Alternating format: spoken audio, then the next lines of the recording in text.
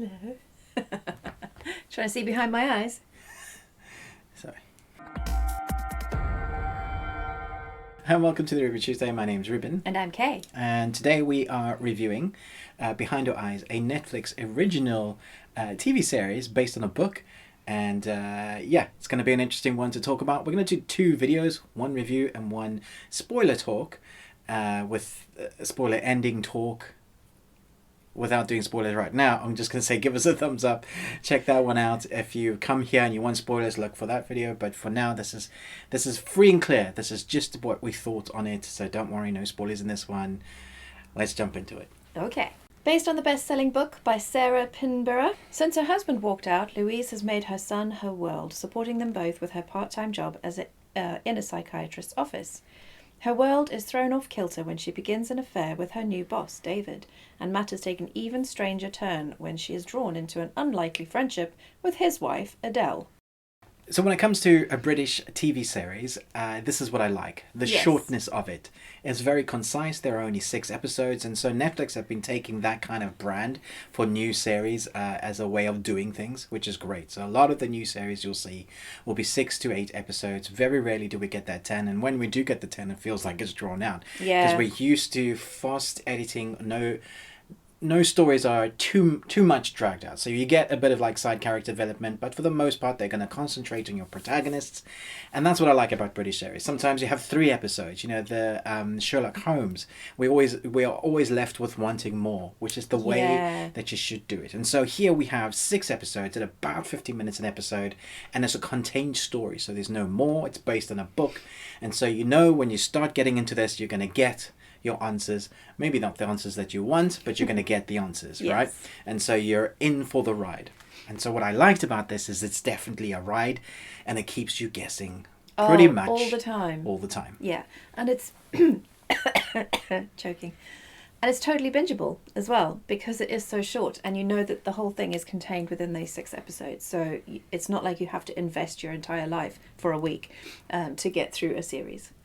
So what I loved about this, the storyline, it didn't spoon feed you so much that you were guessing before the reveals. So you were constantly wondering who's telling the truth and who's not and what the hell is going on. And it kept you coming back for more because you just wanted to know, like, what is actually going on here? And you keep coming up with theories. Sort of each new episode brings up a new theory and you think, what? Yeah. Which I really enjoyed. I loved the set dressing and the stylistic elements in this. I just thought they were really beautiful. Each person's home was a complete extension of their character. Yeah. Which I thought was really well done. Yeah, very, very well done, especially with the sets for those one character. So like we have one of our main protagonists. There's 2 main female protagonist, Louise, I think is the one, and her wardrobe is always white. And no, that's Adele. Oh, Adele. See, I got it wrong. Adele. Adele's wardrobe is always white. And that has its own connotations, and I'll let you think about that when you're watching it. I don't want to put any thoughts into your mind. I just want to say that, so that brings up for me as a person with what I've grown up and been told white represents in society and culture, wherever you've grown up, whatever that means to you. So the color palettes definitely do change the tone. Absolutely. There's the 2 protagonists, if you've seen in the trailer, they because David is a psychiatrist, he tries to help people, and there's beats that they're kind of representative of each other, so their worlds collide quite well. It's a nice little kind of fit. And so our 2 female protagonists both have an issue of dream things. I'm not going to go too much into that, but just talking about the stuff that you see in the dreams, is that the set dressing there I thought was fantastic. Probably my favorite out of all of what you see in the series, just because of how creative it was. Particularly gave me a little bit of a creepy feeling, and I wasn't expecting that from the show. So it has a nice little kind of twists more than you expected in places that you don't expect it to go, and that's, I thought, what was really refreshing. Yeah. There is also a little child. He's a 7-year-old boy, and I thought he was fantastic. At no point did I not agree with, okay, that's not how you write kids, because a lot of times, you get script writers that adults write kids as if they're adults, and that's not something that a 7-year-old would say. At no point do we get that in this. It just feels very realized, and I think that's one of the things I said right from the beginning. I think you commented on it as well. I think it helps that it's like our backyard. So Oh, yeah. everything Yeah. feels very real to us. And like, that's exactly how that happens, because that's exactly how that happens. Yeah. The school, you know, the dropping kids off at school, you know, all of that, a very realizing, oh gosh, my itchy eye. A very realized world, you know, messing on your top, making coffee, Yeah. just simple things like that they got right, that give a very tangible feeling to the world being real. Yes. So when you're emotionally engaged with these characters, which you pretty much are from the beginning, you're like, oh, okay, this feels like I'm invested, like I want to know what's going to happen. The thing is, with being invested with these characters, you don't know who to invest yourself with. Yeah. Because as it throws up more questions, you're like, no, it's definitely them. And then it's, no, it's definitely them. And then it's, who is it? Which is a lot of fun, because you're Yes. always formulating those questions. Yes. The acting, Was outstanding. Like, there was some moments where we really just looked at each other and went, wow, that was an amazing piece of acting. Just that. It was so nuanced and so subtle and so detailed and so realistic.